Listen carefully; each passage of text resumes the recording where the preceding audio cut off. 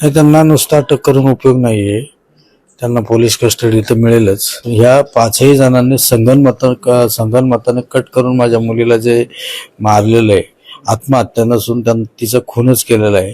त्यामुळे त्यांना मोका कायद्याअंतर्गत त्यांच्यावरती कारवाई करावी. निलेश चव्हाणच्या घरी आमचे भाऊ गेले, त्यावेळेस माझं बाळ त्यांच्या तिथे आढळून आलं आमच्या भावांना आणि राजेंद्र त्यांचेच हागवण्यांना. त्यावेळेस यांना दमदाटी करून तो तिथनं आमच्या लोकांना पाठवून दिलं आणि बाळ घेऊन दुसऱ्या दिवशी आपल्या मीडियाच्या माध्यमातून ज्यावेळेस ही बातमी प्रसिद्ध झाली त्यावेळेस तो तिथून बाळाला घेऊन तिसऱ्या ठिकाणी फरार झाला.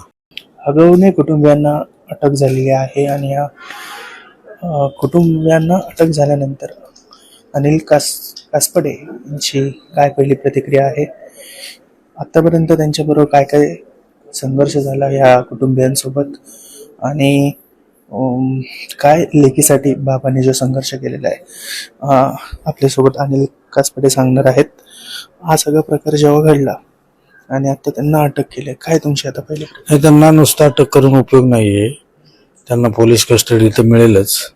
आणि हे अगोदर जे तीन आहेत यांना 26 तारखेपर्यंत पोलीस कोठडी आहे. ह्या पाचही जणांनी संगनमताने कट करून माझ्या मुलीला जे मारलेलं आहे, आत्महत्या नसून तिचा खूनच केलेला आहे. त्यामुळे त्यांना मोका कायद्याअंतर्गत त्यांच्यावरती कारवाई करावी अशी माझी पहिली प्रतिक्रिया आहे. आत्महत्या नसून खून आहे. खूनच, आत्महत्या नसून ही खूनच केलेली आहे. संगनमताने कट रचून खून केलेला आहे.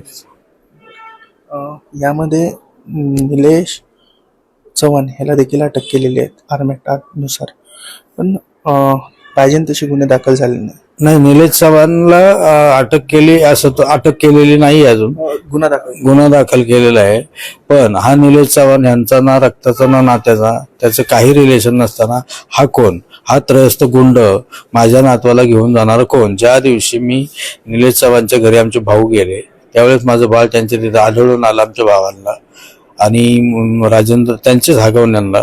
त्यावेळेस यांना दमदाटी करून तो तिथनं आमच्या लोकांना पाठवून दिलं आणि बाळ घेऊन दुसऱ्या दिवशी आपल्या मीडियाच्या माध्यमातून ज्यावेळेस ही बातमी प्रसिद्ध झाली त्यावेळेस तो तिथून बाळाला घेऊन तिसऱ्या ठिकाणी फरार झाला. मग मला निलेश चव्हाण विषयी बोलायचे की हा सराईत गुंड व प्रवृत्तीचा माणूस असून त्याला त्वरित अटक करावी ही माझी मागणी. यापूर्वी निलेश चव्हाण सोबत कधी संपर्क झाला, कधी भेट झाली? नाही, त्यापूर्वी त्याच्याशी काही संबंध आलेला नाही ना माझं बोलणं भाषण. तो त्यांचा मित्र आहे, करिश्मा आगवण्यांचा फ्रेंड असेल, त्या गोष्टी मला माहीत नाही.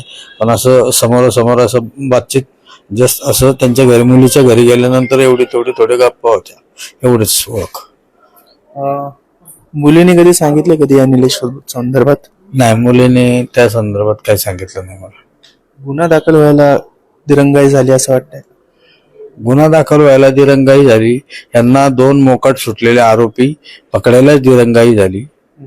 त्यामुळं माझा पोलिसांना हेच आव्हान आहे की तुम्ही आता जी कारवाई करसाल ती योग्य आणि योग्य दिशेने हे तपास करून योग्य ती कारवाई करून माझ्या मुलीला न्याय द्यावा हीच विनंती.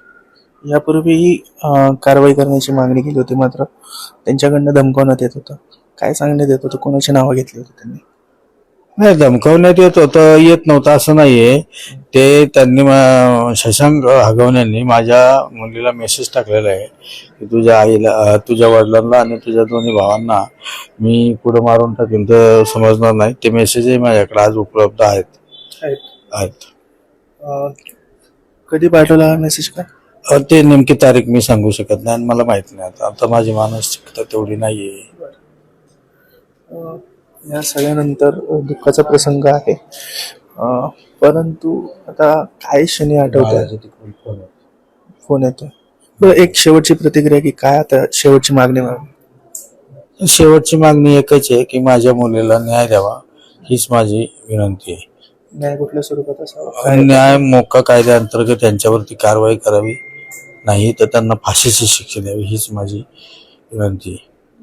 आमच्या संपर्क साधल्याबद्दल तर येऊने अनिल कासपडे ज्यांनी आपली वेदना आणि व्यथा आपल्यासोबत मांडलेली आहे, याबद्दल तुम्हाला काय वाटतंय हे कमेंट करून नक्की कळवा. पुण्याहून मी आदित्य पवार, आर्षड टाइम्स ऑनलाईन.